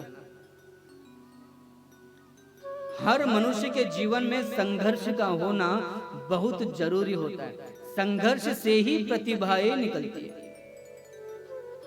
इसलिए संघर्ष करना, अपने बच्चों को संघर्षशील बनाइए, उन्हें अपंग मत बनाइए। लेकिन हम लोग उल्टा ही देख रहे हैं आज के युग में। पता नहीं कहां कहां से लोग अपने बच्चों को, तेरे को क्या करना, मैं बैठा ना कमाने के लिए। यही गलती आत्मदेव जी ने की, कभी नहीं डांटा बेटे को। अब जुआरियों के साथ रहने लगा, जुआ खेलने लगा, जुआ खेलते खेलते मकान घर में की वस्तुओं को भी बेचने लगा। माँ रोज डांटती है, बेटा किसी तेरे पिताजी को पता चलेगा तो बहुत डांटेंगे तुझे। बोले हो आप हो तो मुझे क्या चिंता। और माँ अपने बच्चों की गलती पे बड़ा पर्दा डालती है। इसलिए माताओं को ज्यादा सावधान होना चाहिए कि बच्चों की गलती पे पर्दा मत डालना कि पापा मारेंगे, क्योंकि पति तो दिन भर घर पे रहता नहीं, शाम को जो पत्नी बोल देती कि पढ़ी, इसने होमवर्क किया, बोले हाँ कर लिया, अभी सोया है, भले वो 6 बजे का सोया हो। इसने कुछ खाया, बोले हाँ खाया। वाह, वो दुकान से थका मांदा आया, सो गया। एक दिन पंडित जी को अपनी किसी वस्तु की आवश्यकता पड़ी। बोले मेरी वो वस्तु कहाँ है? अब घर में ढूंढा, नहीं थी। तब उन्हें जाकर पता चला कि मेरा पुत्र जुए में वो हार गया है। अब एक अवगुण का पता चला, अब दूसरा अवगुण भी उसके अंदर आ गया। अब शराब भी पीने लगा। शराब पीते पीते शराब पीने लगा तो मांस मदिरा भी, मांस का सेवन भी करने लगा। पहले बाहर करता था, अब कभी कभी घर के अंदर भी पीकर आने लगा। और इधर गोकर्ण जी महाराज दिन भर भगवान के ध्यान में रहते हैं, भगवान का भजन करते हैं। ये बात जब पंडित जी को पता चली कि मेरा बेटा मांस मदिरा का सेवन करके मेरे घर में आता है, तो उनके हृदय को बड़ी पीड़ा लगी। वो आज गौशाला में आकर रोने लगे। अब किससे बोले? आज उन्हें उस साधु की बात याद आ रही थी कि बेटा अच्छा हुआ तब तो ठीक है ब्राह्मण देवता, लेकिन अगर बेटा खराब हुआ ना तो जीते जी जिंदगी नरक बन जाएगी। और आज यही हो रहा है। आत्मदेव जी जब उदास बैठे तो गोकर्ण जी पधारे, कहने लगे पिताश्री आप उदास क्यों हैं? बोले एक तुझे देखता हूं और एक तेरे भाई को देखता हूं। मेरे मंदिर जैसे पवित्र घर को उसने मांस मदिरे का सेवन करके नरक बना दिया। अब मेरा मन नहीं लगता यहाँ। गोकर्ण जी ने कहा ना कि बहुत अच्छी बात है। जब घर में मन न लगे तो भगवान की शरणागति ले लेना चाहिए। और इससे अच्छा उत्तम उपाय भी क्या होगा? जब जीवन में दुख आए तो प्रभु की सन्निधि प्राप्त कर लीजिए, वही दुख काट सकता है। अन्यथा दुनिया वाले आपके दुखों को सुनते तो हैं, लेकिन वो दूसरे के पास जाकर कहते भी हैं। आपने तो उसे अपना मान के अपना दुख कहा, लेकिन उसने उस दुख का मजाक बना दिया पूरे नगर में। इसलिए दुख आए तो उसके पास जाकर कहो। कोई भी इंसान दुख नहीं काट सकता सिवाय उसको। आत्मदेव जी भगवान की शरणागति लेते हैं कि हे बांके बिहारी, हे करुणा निधान, आप ही अब मेरे कष्टों को दूर करिए। और वो करता भी है। उसके अलावा कोई नहीं जो दुखों को दूर कर सके।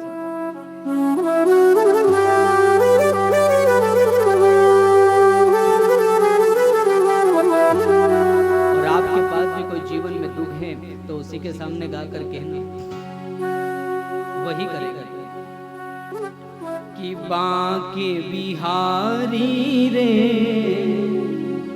दूर करो दुख मेरे।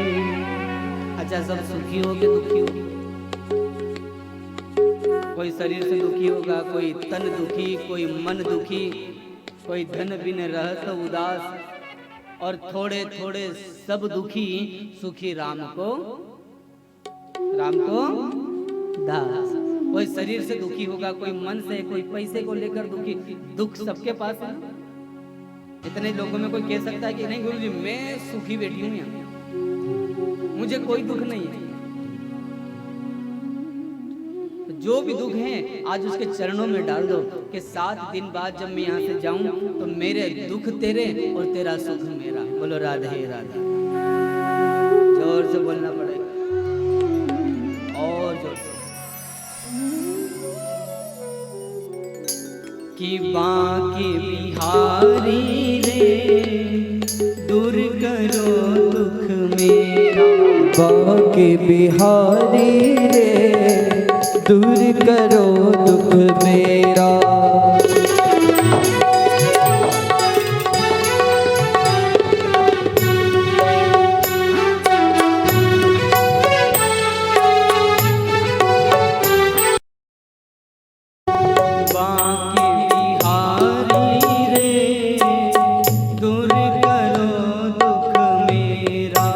बांके बिहारी रे दूर करो दुख मेरा।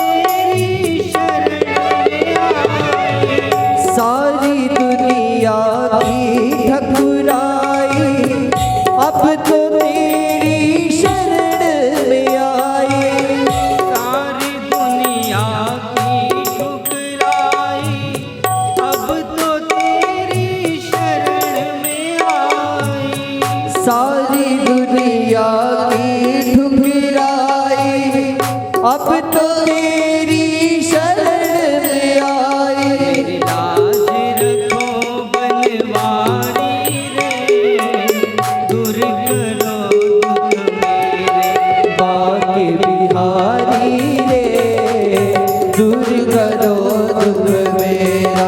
गिरिवरधारी रे, दूर करो दुख मेरे। गिरिवरधारी रे, दूर करो दुख मेरा।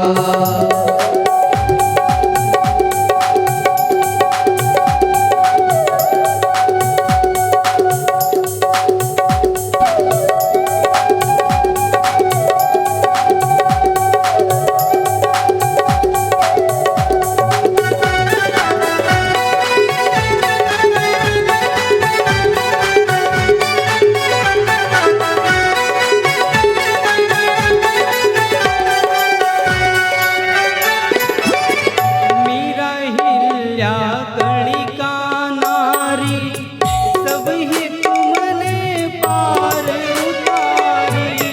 मीरा हिल्या गणिका नारी, सब ही तुमने पार उतारी।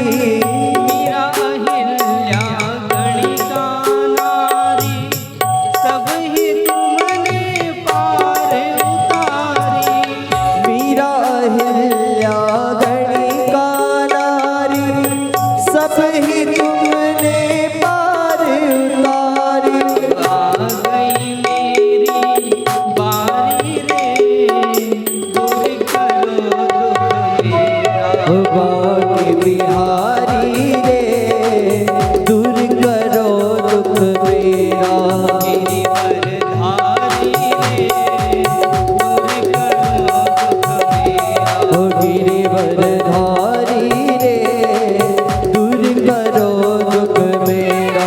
बाके बिहारी रे, दूर करो दुख मेरा। गिरिवरधारी रे, दूर करो दुख मेरा। बोलिए सांवरिया सेठ की जय। और जब आत्मदेव जी ने कहा कि प्रभु अब सारे संसार से ठुकराया तेरी शरण में आया हूँ, और जब कोई भक्त ये कह देता है कि अब बस तू कन्हैया, तो भगवान फिर उसको अपना बना लेते। आत्मदेव जी ने घर छोड़ दिया। गोकर्ण जी ने सोचा कि ऐसे घर में मैं भी रहकर क्या करूं, वो भी घर छोड़कर चले गए। अब धुंधकारी घर में अकेला, अब मांस मदिरा घर में ही खाने लगा है। अब उसने क्या किया, उसकी माँ रोज उसको बोलती है बेटा ऐसा मत कर। अब माँ को भी मारने लगा, और कोई कोई औलाद माँ बाप पे भी हाथ उठा देती है ना। अब माँ ने कहा बताओ, इस दिन के लिए तो हमने पुत्र नहीं मांगा था। अब बेटा ही जब मारने लगा तो जी कर करना क्या, तो कुएं में कूद कर जान दे दी। अब धुंधकारी स्वतंत्र, अब घर के अंदर अकेला रहता तो 5-5 वेश्याओं को लाकर रख लिया। अब वेश्याओं को धन से प्रेम, तन से प्रेम होता नहीं। अब एक दिन उसने चोरी करी साहब, राजा के यहाँ से चोरी करके इतना धन ले आया कि उन गणिकाओं ने सोचा कि ये राजा के यहाँ चोरी करके आया है, आज नहीं तो कल राजा के सैनिक इसे जरूर पकड़ लेंगे, ये तो मरेगा साथ में हमको भी। तो उन्होंने क्या किया कि रात को उसे बहुत शराब पिलाई कि इसको मार देते हैं और सारा धन हम पांचों आपस में बांट लेते हैं। जिसे धन से प्रेम होता है वो धन ही देखता है। बहुत शराब पिलाई, शराब पिला पिला के जब वो बेसुध हो गया तो उसके हाथ काटे, और हाथ काटने पर जब दर्द हुआ और जोर से चिल्लाने लगा तो चूल्हे में से अंगारे लाकर उसके मुंह में डाल दिए। हाथ पांव काट के उसको मार के वहीं गाड़ के पांचों धन लेकर चली गई। कैसी गति हुई। अब आज तीर्थ दर्शन करके जब गया जी में गोकर्ण जी पहुंचे तो उन्होंने अपने भाई की मृत्यु का समाचार सुना, तो उन्होंने गया जी में पिंडदान कर दिया। पिंडदान करके तीर्थ दर्शन करते करते आज अपने घर पधारे। रात को उसी कमरे में आकर सोए तो वही धुंधकारी प्रेत बन के उस घर में रहता था। अब गोकर्ण जी को डराता है, कभी शेर बन के, कभी चीता बनकर, कभी हाथी बनकर, कभी भालू बनकर, कभी राक्षस बनकर। आत्मदेव जी ने कहा तू कौन है और ये विभिन्न रूपों में मेरे सामने क्यों आ रहा है? अब बोले कैसे? क्योंकि मुंह में अंगारे ठूसे थे, मुंह तो जल गया, जीवान साथ नहीं देती। तो गोकर्ण जी ने हाथ में जल लिया और ऊपर छिटक कर कहा, तू बता कौन है? और धुंधकारी रोते रोते कहने लगा, मैं वही आपका अभागा भाई धुंधकारी हूं। गोकर्ण जी ने कहा, अरे मैंने तो तेरे लिए गया जी में श्राद्ध कर दिया था, तुझे मुक्ति नहीं मिली। धुंधकारी कहता, भैया मेरे कर्म ही इतने खराब हैं कि एक बार गया क्या, आप 100 बार भी गया जी में मेरे निमित्त दान कर दोगे ना, पिंडदान, तो भी मुझे मुक्ति नहीं मिलेगी। तो गोकर्ण जी ने कहा, फिर तुझे मुक्ति कैसे मिलेगी? वो तो आप जाना। बोले अभी तू जा, मैं रात में विचार करके सुबह बताता हूँ। रात भर सोचा, समझ में नहीं आई। सुबह हुई तो सूर्य की गति रोककर सूर्य से गोकर्ण जी ने पूछा कि मेरे भाई को मुक्ति कैसे मिलेगी? तो भगवान सूर्य ने गोकर्ण जी से कहा कि श्रीमद् भागवत महापुराण का आयोजन करिए, उससे आपको मुक्ति आपके भाई को मिलेगी। भागवत का आयोजन किया, धुंधकारी को बुलाया, लेकिन प्रेत रूप है हवा का, तो यहाँ बिठाते तो हवा उड़ा के ले जाती है। तो एक 7 ग्रंथियों का बांस जैसा यहाँ लगाया ना, ऐसा 7 ग्रंथियों का बांस रखा और उसमें धुंधकारी को बिठाया। पहले दिन की कथा हुई, एक ग्रंथि फटी। दूसरे दिन की कथा हुई, दूसरी ग्रंथि फटी। तीसरे दिन की कथा में तीसरी ग्रंथि फटी। ऐसे 7 दिन की कथा में 7 ग्रंथियां फट गई। धुंधकारी देव रूप में प्रकट हो गया। गोकर्ण जी ने पूछा, आप कौन? बोले वही आपका धुंधकारी हूँ। बोले तू इस रूप में? बोले हाँ, मैंने भागवत सुनी ना इसलिए। उसी समय भगवान का विमान आया, बैठकर जब जाने लगा तो गोकर्ण जी ने पूछा कि कथा तो पूरे गांव ने सुनी और विमान आया एक के लिए, तो क्या इन सबने कथा नहीं सुनी? बोले नहीं, ये सब बात कर रहे थे बैठे बैठे। ये क्या कथा सुनी? करते हो ना बात कथा में? अब कौन कौन करता है वो सुन लेना। बोले इसलिए इनको मुक्ति नहीं मिली कि ये कथा तो सुनते हैं, कभी हरिद्वार में, कभी बद्री विशाल में, कभी वृंदावन में, लेकिन ये सुनते कहाँ है? महाराज से ज्यादा तो ये पड़ोसी की सुनते हैं। अच्छी साड़ी कितने की है? यहीं से लेके ऑनलाइन मंगाई? अच्छा किससे मंगाई बता दो ना, मैं भी मंगाऊंगा। ये कथा सुननी जाती है ऐसा। और इधर देख, सोयाबीन के भाव हीरो फटाफट। ठीक, राधे राधे।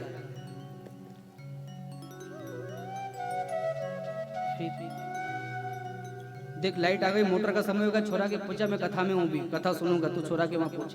12 भी काट लीजिए, दूध भी निकाल लीजिए, सब कर लीजिए, कथा सुनूंगा आज। 5 मिनट बाद फिर लड़के को, पत्नी को बोल दिया ना, फिर बेटे को लग, क्यों रे खेते पूछो कि नहीं पूछो? फिर 10 मिनट बाद कितना क्या रहा, घर वालों ने पूछा कहाँ गए? कथा सुनने गए थे। तो ऐसे कथा सुनी जाती नहीं।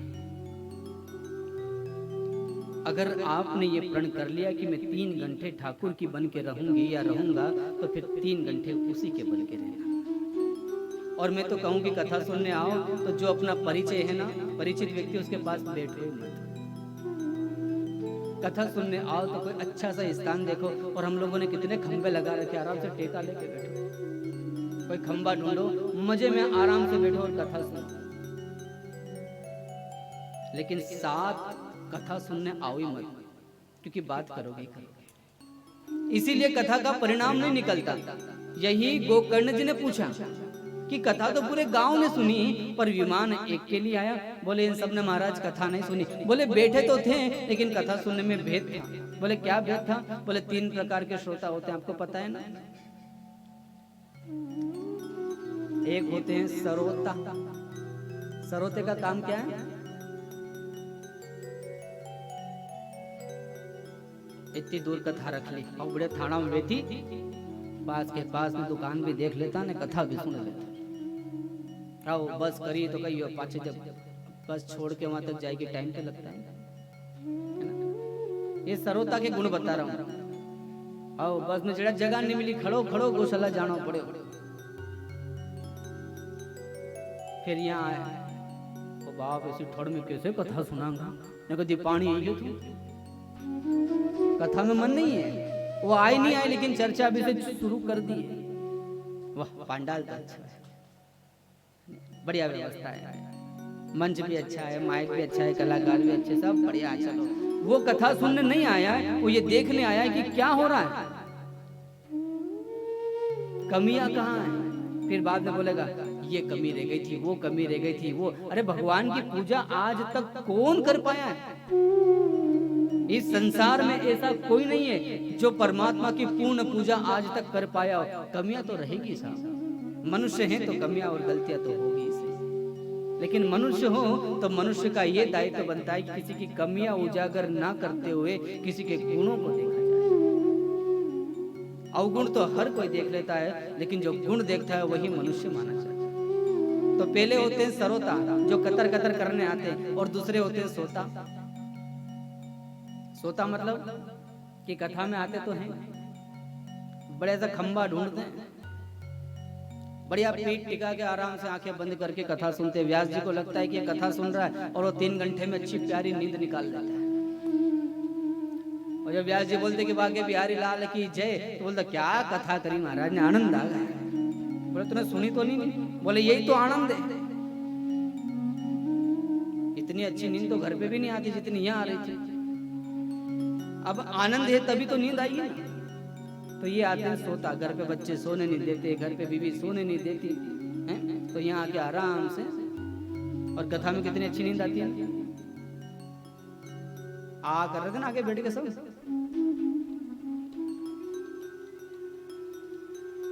नींद कब आती? जब मन को विश्राम मिलता है, मस्तिष्क को विश्राम मिलता है, तभी जाके नींद आती है। और भगवान की कथा तो मन को एकदम शांत कर देती है। तो ये दूसरे होते हैं सोता जो सोने आ गए।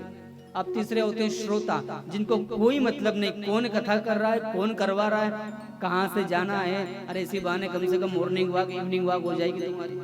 वहां से उन्हें से पैदल पैदल आओ, घूमना की घूमना, वापस पैदल पैदल जाओ, शरीर भी स्वस्थ, और कथा सुनी तो मन भी स्वस्थ, और गाय माता की सेवा करो तो परलोक भी स्वस्थ। अब और क्या चाहिए? यूं लाल गाड़ी घूमने जाओगे तो पता नहीं कितना ट्रक का धुआं खाओगे, और बढ़िया गौशाला घूमने आए तो शरीर भी अच्छा चंगा, और कथा सुनी तो मन भी चंगा, और मन चंगा तो कटौती में गंगा। यही गंगा जमुना सब यही स्नान करो। तो ना सरोता बन के आना, ना सोता बन के आना। जब भी कथा सुनने आओ तो केवल श्रोता बन के आना कि मुझे तो मेरे ठाकुर से मतलब है, बाकी मुझे किसी से कोई मतलब नहीं। कोई बोले कोई ना बोले, मुझे क्या मतलब किसी से। मैं तो अपने कान्हा को जानूं और कान्हा मुझे जाना, इतना पर्याप्त है। बोलो राधे राधा। जोर से बोलना पड़ेगा, और जोर से। तो इस भाव के साथ कथा सुनने पधारो कि मैं तो अपने कान्हा के लिए जा रही हूँ बस। भगवान के पार्षदों ने कहा कि इन्होंने मन से नहीं सुनी। फिर कथा का आयोजन हुआ, फिर भगवान आए और विमान में बैठकर सब चले गए। अब विमान का मतलब भी समझ लेना। विमान का मतलब ये नहीं कि कोई हेलीकॉप्टर वगैरह आएगा ऊपर से कि तुम बैठ के जाओगे, ऐसा नहीं। विमान का मतलब होता है जिसने अपने मान का हनन कर दिया, जिसने अपने अहंकार को मार दिया, उसके लिए विमान आ गया। जब तक अहंकार जीवित है तब तक कभी कोई परमात्मा की उपलब्धि नहीं हो पाती। और कथा सुनने के बाद तो अहंकार मर ही जाता है ना, कि सब छोड़ो यार, सब मोह माया है। भगवान का भजन है, जहां समय मिले, जहां जगह मिले, वहां बैठ के कर लो और आगे बढ़ते रहो। सबको विमान आया, सबको मुक्ति मिली। सुध जी महाराज कहते कि ये है भागवत का महात्मा, कि ये जीते जी तो तारती है, लेकिन मरने के बाद भी मनुष्य को तार देती है। और ईश्वर ने पूछा फिर तो इस कथा को सुनने के कोई नियम भी होंगे? बोले है ना, कथा नियम से ही सुनना चाहिए। और नियम तो सबको पता है, आप लोगों को बताना क्या कि बताना पड़ेगा? और बताना पड़ेगा तो सबसे पहला नियम है कि 7 दिन भूखे प्यासे रह के कथा सुनो। पहला नियम, भागवत बिना आहार के सुननी चाहिए, ठीक है? अब किसी ने कहा कि बिना आहार, अगर आहार कर लेंगे तो कथा नहीं मिलेगी, ऐसा नहीं मिलेगी, जरूर मिलेगी। हाँ, एक टाइम फलार कर लो। फलार मतलब यो नहीं कि फल, अब फल में ये नहीं कि पेट भर के एक फल खा लिया ठीक है चले आए। अब फल किसी ने कहा फल खाने से मन ना भरा है महाराज तो बोले एक गिलास दूध पी लो। फिर किसी ने कहा कि साहब गिलास दूध से भी कुछ नहीं होता है। फिर बोले साबूदाने की खिचड़ी बना के खा लो कथा सुनो।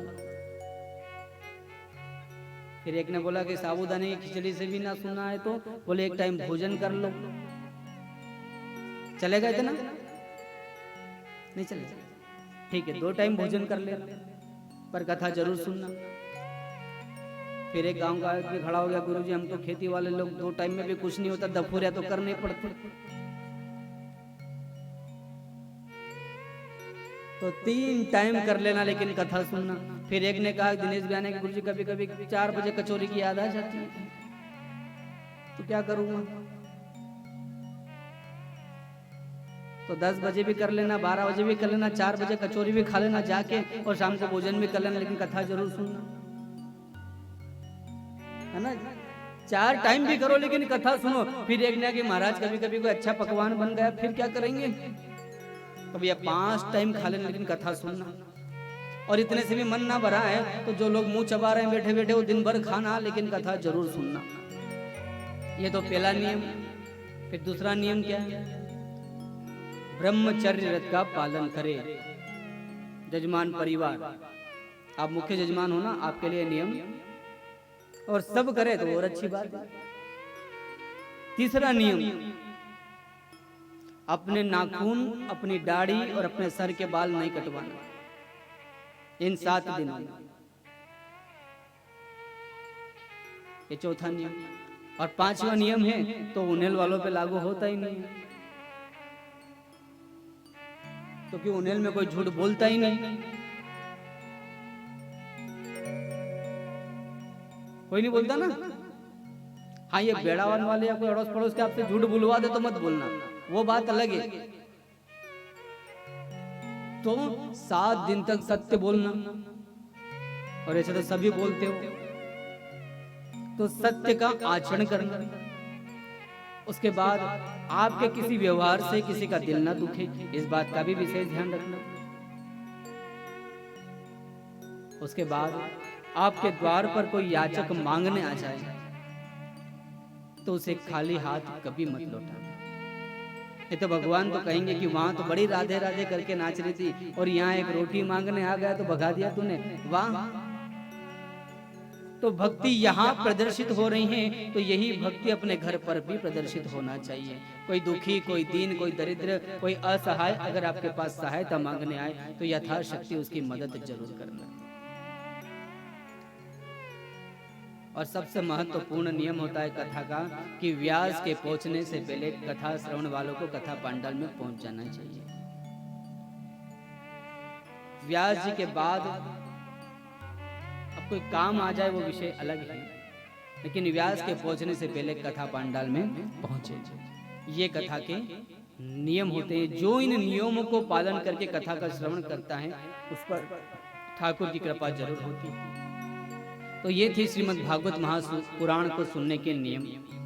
अब आज तो जुलूस की वजह से कथा अपने लेट हुई, लेकिन कल 12 बजे फिक्स ठाकुर जी की आरती, 11:30 पे मैं मंच पे आ जाऊंगा। 12 बजे क्योंकि दूर पड़ता है ना, आपको आना जाना इसमें भी समय लगता है, तो इसलिए 12 बजे कथा चालू होगी और 3 सवा 3 तक हम लोग आरती जरूर करेंगे। तो आज लेट हुए लेकिन कल से बिल्कुल 11:30 तक आप लोग जरूर यहाँ पर पहुंचे। तो ये मैंने कुछ भागवत के नियम और महात्मा आप लोगों को सुनाया। कथा का श्रवण हम कल से करेंगे। आप सभी लोगों ने परम पिता परमेश्वर की कथा को इतने पावन हृदय और भाव के साथ सुना, इसके लिए आप सभी लोगों का धन्यवाद। जय श्री कृष्ण, जय गुरुदेव। एक भजन चेतन व्यास सुनाए, उतने आरती की तैयारी हो। सिर्फ मुख्य जजमान जो है वही व्यासपीठ पे आएंगे, बाकी सब लोग नीचे से ही आरती करेंगे।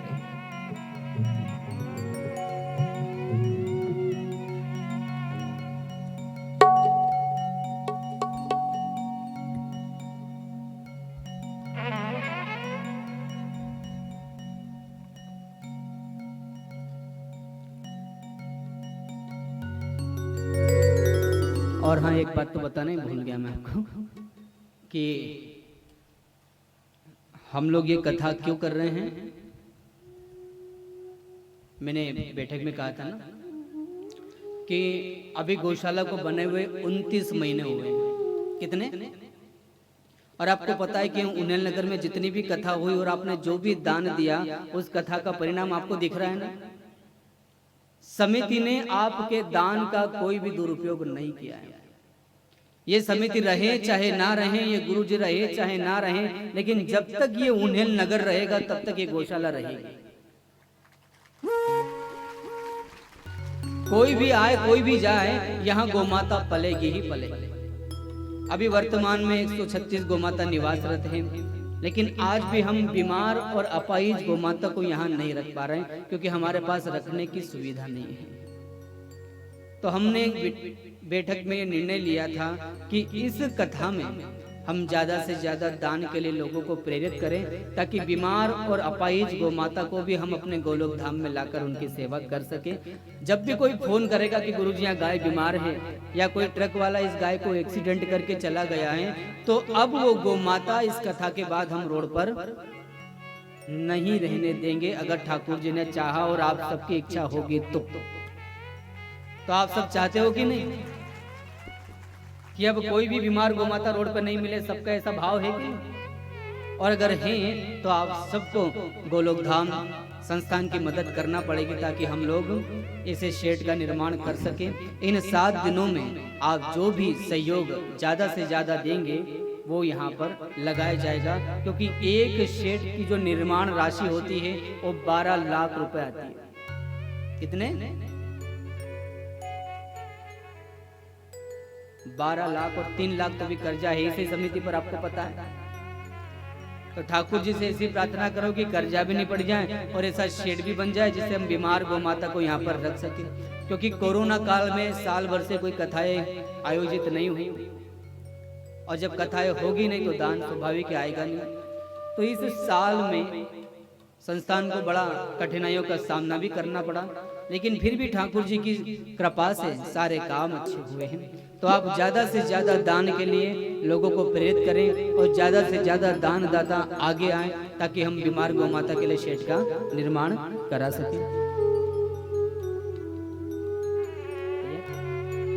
चलो तैयारी है, सब अपने स्थान पर खड़े हो जाए।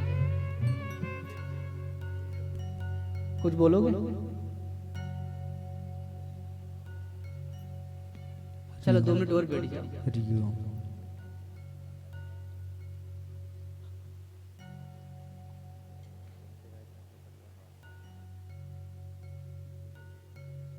जो वो नाम लिख दो तो आप अनाउंस कर दो, बन जाएगा। हाँ तो ठीक, ये सब पहले ही कर लिया करो ना।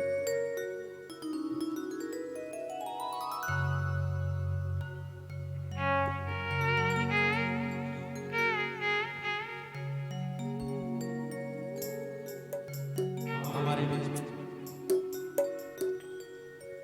आज के जो हमारे बीच में आज जो पूरे नगर में चल समारोह के रूप में श्रीमद् भागवत कथा का आज गोलोक धाम गौशाला पर प्रथम दिवस है और हम सभी चल समारोह के रूप में यहाँ पर पधारे। आप सभी भक्तगणों का गोलोक धाम परिवार हार्दिक हार्दिक स्वागत करता है। और जैसा कि आज कथा में थोड़ा विलंब हुआ है, कल से कथा का समय 12 बजे शुरू हो जाएगी और 12 से 3 कथा का समय है। जो भी भक्तगण जो पैदल चल सकते हैं, 2 रास्ते बने हुए हैं, गड़ा रोड पानी की टंकी से लेकर और एक सब्जी कृषि उपज मंडी से। लेकिन जो भक्तगण चलने में असमर्थ हैं उनके लिए बस की व्यवस्था भी रहेगी। तो बस चलने का जो समय है वो 11 बजे से लेकर 1 बजे तक रहेगा। उसके बाद अगर कोई भक्तगण आना चाहे तो वो खुद अपनी व्यवस्था से इस कथा स्थल पर पधारे। और हमारे बीच में जैसा कि आप सभी को ज्ञात होगा कि ये जो वर्ष है, पिछले वर्ष कोरोना की वजह से पूरे वर्ष कथा नहीं हो पाई, लेकिन हम इसे अपना सौभाग्य भी कह सकते हैं कि हम सभी नगरवासियों ने मिलकर जो गोलोक धाम गौशाला बनाई है, जो गौमाता की सेवा का बीड़ा उठाया था और जिसमें हमारी सबसे बड़ी मातृशक्ति सांवरिया महिला भक्त मंडल की सभी माता बहनें जो हमारी हिम्मत है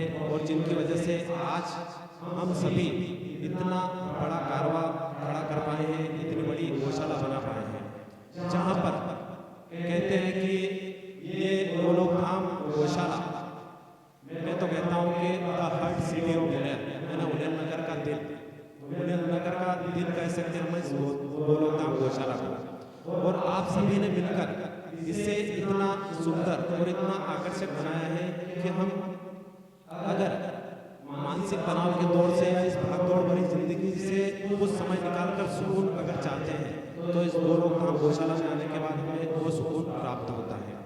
और हम सभी ने मिलकर इसे इतना आकर्षक बनाया है वो आप सभी के प्रेम और आशीर्वाद की वजह से ही संभव हो पाया है।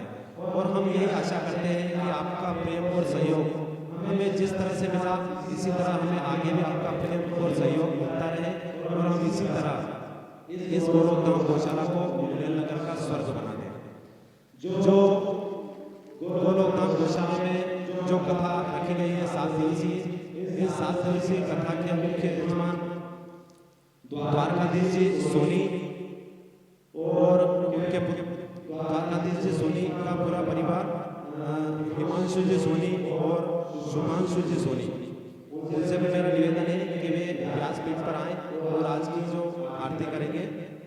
इसी बीच में हमारे बीच में रतलाम से पधारे हैं hotel Kanha jewellers, hotel Kanha international एवं पेटलावर ज्वेलर्स के प्रोपाइटर श्री जगदीश चंद्र पिता शरद जी सोनी परिवार सहित व्यासपीठ पर आए और व्यास जी से आशीर्वाद लें और व्यासपीठ का सम्मान करें। श्री जगदीश चंद्र पिता शरद जी सोनी पूरे परिवार सहित व्यासपीठ पर आए और व्यास जी से आशीर्वाद लें। और उसी क्रम में हमारे बीच में नागदा से संगम ज्वेलर्स के प्रोपाइटर संजय जी सोनी भी उपस्थित हैं, उनसे भी मेरा निवेदन है कि वे भी व्यासपीठ पर आए। तराना से भी हमारे बीच में महेश चंद्र देवीलाल जी सोनी पधारे हैं, उनसे भी मेरा निवेदन है कि आप भी व्यासपीठ पर आए और व्यासपीठ का सम्मान करें।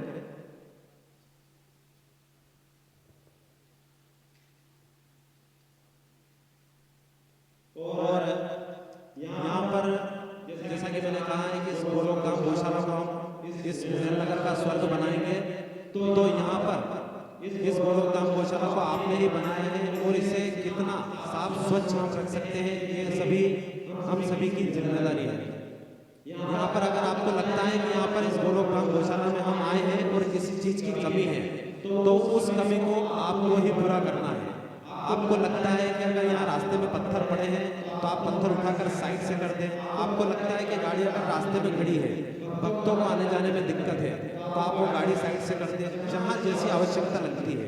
क्योंकि हम सभी इस गोलोकधाम गौशाला में कथा श्रवण करने का जो सौभाग्य हमें मिला है, तो हम चाहते हैं कि गोलोकधाम गौशाला जो है, कहते हैं ना कि 33 कोटि देवी देवताओं का वास होता है और गौ माता प्रभु श्री कृष्ण की प्रिय है और श्री कृष्ण हम सभी के प्रिय हैं। तो इस गोलोकधाम गौशाला को हम कितने अच्छे तरीके से, कितना आकर्षक रूप में और कितने अच्छे तरीके से हम यहाँ पर कार्यक्रम कर सके, यहाँ पर जिस चीज की कमी हो आपको ही पूरा करना है। और हम सभी आज तो खैर व्यवस्था बिगड़ चुकी है, लेकिन कल हम सभी यह कोशिश करें कि जितने भी लोग कथा स्थल आते हैं, जो वाहन आते हैं, गेट के वहीं पार्किंग बनी हुई है, यहाँ आगे तक ना लाएं ताकि आगे का एरिया साफ रहे। आगे पार्किंग हमने बाहर भी बना रखी है और अंदर भी आप जो है कल एक बोर्ड लग जाएगा, वहां पर आप पार्किंग व्यवस्थित करें। उसके अलावा आप सभी जो माता बहनें यहाँ पर आई हैं, जो भी हमारे सम्माननीय हमारे बीच में उपस्थित हैं, उन सभी से मैं एक निवेदन करता हूँ कि सभी अपनी कीमती ज्वेलरी, सोने चांदी के जो भी हार वगैरह हैं, ज्वेलरी पहन के ना आए तो बढ़िया है। क्योंकि होता क्या है, आज से 2 वर्ष पहले जब लालबाई फूलबाई कथा प्रांगण वहाँ पर कथा थी और वहाँ पर 2 माता बहनों की चेन चोरी हो गई थी। वो प्रसंग जब भी हम याद करते हैं तो दुख हमें होता है, चीज आपकी गुम हुई है, दुख हमें होता है। इसलिए कीमती आभूषण पहनकर ना आए तो बढ़िया है। और यहाँ पर जैसा कि मैंने साफ सुथरा इस गोलोकधाम गौशाला को रखना है, तो यहाँ पर डस्टबिन, आपको 2 डस्टबिन पीछे लगा रखे हैं और साइड में भी डस्टबिन लगा रखे हैं। तो ये आपकी व्यवस्था है। प्रसादी के बाद में आपके जो भी कागज या दोने वगैरह रहे वो उस डस्टबिन में ही डालें, क्योंकि हमें इस गोलोकधाम को साफ सुथरा रखना है। पानी की व्यवस्था भी जो है अनावश्यक पानी व्यर्थ न बहाए। माता बहनों के लिए बाथरूम की व्यवस्था यहाँ पर ऑलरेडी बना हुआ है। अगर आपको वहाँ पर जाना दूर लगता है तो यहाँ पर भी हमने व्यवस्था कर दी है। उसके अलावा पेटलावत से भी हमारे बीच में कमलेश जी सोनी एवं मुकेश कुमार जी सोनी पधारे हैं, वो भी मंच पर आए और व्यास जी का सम्मान करें। हमारे बीच आज से शुरुआत हो रही है गुरु जी के सपना साकार होने के लिए। एक प्रयास हमारे जो बेई साहब सराहना से पधारे महेश कुमार जी, दिनेश कुमार जी सोनी की तरफ से 5000 रुपये गौशाला में दान राशि घोषणा की जा रही है। मैं बहुत बहुत धन्यवाद करता हूँ उनका। यही चीज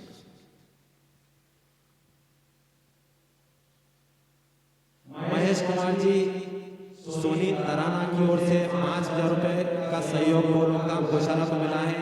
आप सभी एक बार जोरदार तालियों से इनका स्वागत करें। और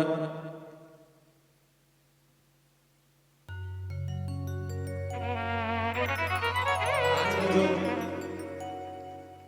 जैसा कि कथा 7 दिन चलेगी और आज कथा का प्रथम दिवस है। इस प्रथम दिवस की कथा की जो श्रीमद् भागवत कथा की प्रसादी है वो श्री रामलाल जी मदारिया, श्री भोम सिंह जी पिपावत और लाखन सिंह जी पिपावत, इन तीनों की तरफ से आज की श्रीमद् भागवत कथा की प्रसादी है। और गुरुदेव का और सभी संगीत कलाकारों का भोजन भी आज उन्हीं की तरफ से रहेगा। एक बार जोरदार तालियों से उनका भी स्वागत करें।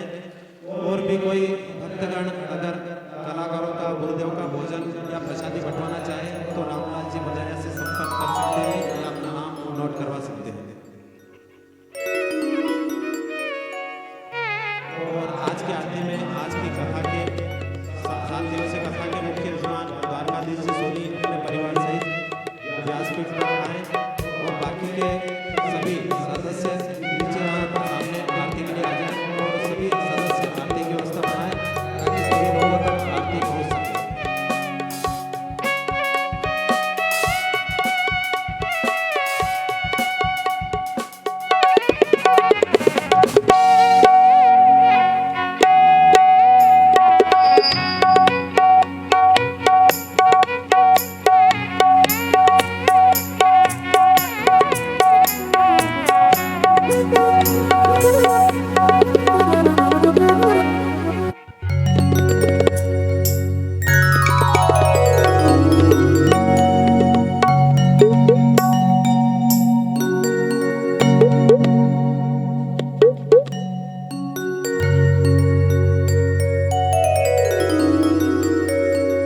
बोली श्रीमद् भागवत महापुराण की जय।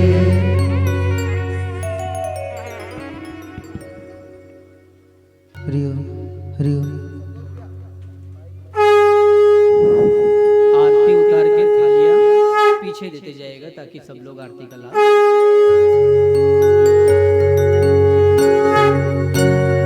श्री भागवत भगवान की है आरती, पापियों को आपसे तारती। श्री भागवत भगवान की है आरती, पापियों को आपसे तारती। श्री भागवत भगवान की है आरती, पापियों को पाप से तारती। श्री भागवत भगवान की है आरती, पापियों को पाप से तारती। यह अमर ग्रंथ या मुक्ति पंथ यह पंचम वेद निराला, नव ज्योति जगाने वाला।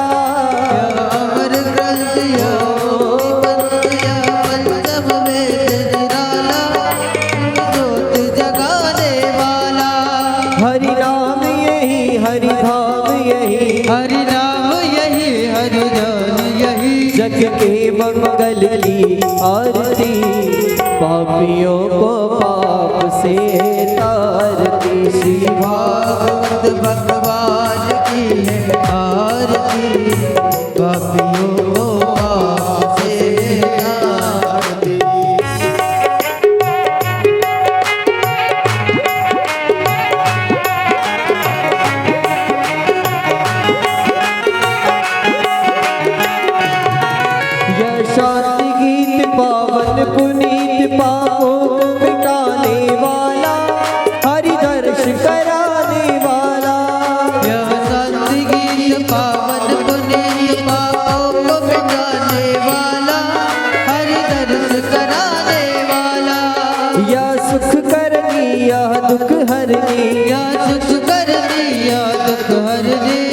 मधुसूदन की आरती, पापियों को पाप से तार की। श्री भागवत भगवान की है आरती, पापियों को पाप से तारती।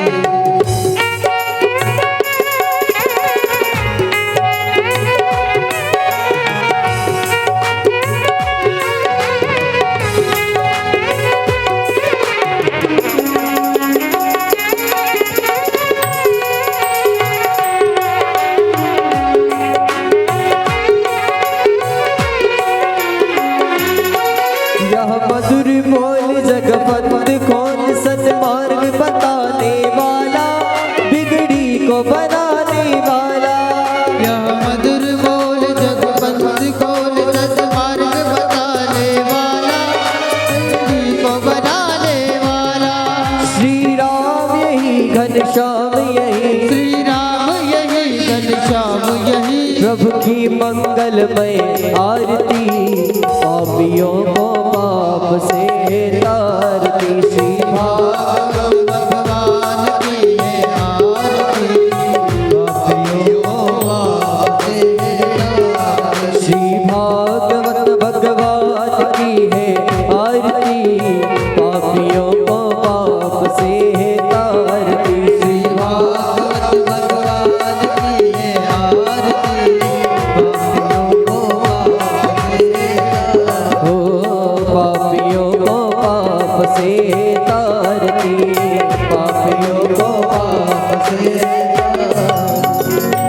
कर्पूरघोरं करुणावतारं संसारसारं भुजगेन्द्रधारं सदा वसन्तं हृदयारविन्दे भवं भवानी सहितं नमामि। मङ्गलं भगवान् विष्णु मङ्गलं गरुडध्वज मङ्गलं पुण्डरीकाक्ष मङ्गलाय स्तनोहरि। सर्वमङ्गलमाङ्गल्ये शिवे सर्वार्थसाधिके शरण्ये त्र्यम्बके गौरी नारायणी नमस्तुते। जलेन शीतले कर्णपुष्पे देवादिवन्दनं महात्मादिवन्दनं वा हस्तौ प्रक्षालनं वा मन्त्रपुष्पाञ्जलि। ॐ गतेन जनमय देवातानि धर्माणि प्रथमान्यातान्नादेहनागा महिमानः सदन्तजरपूर्वे साध्याः सन्ति देवाः। हरिः ॐ एकदन्ताय विद्महे वक्रतुण्डाय धीमहि तन्नो दन्ति प्रचोदयात्। ॐ कात्यायन्ये च विद्महे कन्याकुमारिकाय च धीमहि तन्नो देवी प्रचोदयात्। ॐ नन्दनन्दनाय च विद्महे यशोदानन्दनाय च धीमहि तन्नो श्रीकृष्णः प्रचोदयात्। शाम्बाय सपरिवाराय सयुधाय सपत्निकाय जनकल्याणार्थेन भगवते पुराण पुरुषोत्तम चरणारविन्दाय सुमन्त्रपुष्पाञ्जलिं समर्पयामि। पुण्यानि कानि च पापानि जन्मान्तर्गतानि च तानि सर्वाणि नश्यन्तु प्रदक्षिणायां पदे पदे। अपने स्थान पर घूम जाएंगे एक बार। ओम नमः सर्वहितार्थाय जगदाधारये तवे साष्टांगोऽयं प्रणामस्ते प्रयत्नेन मया कृतः। बोलो गोपाल कृष्ण भगवान की जय, बांके बिहारी लाल की जय, द्वारिकानाथ भगवान की जय, गोलोक धाम गौशाला की जय। अपने अपने माता पिता गुरु गोविंद भगवान की जय, आज की आनंद की जय, पवन सुब्रह्मण्य महाराज की जय, महाकालेश्वर भगवान की जय। पार्वते पदे हर हर महादेव। हर काशीपति विश्वनाथ भगवान की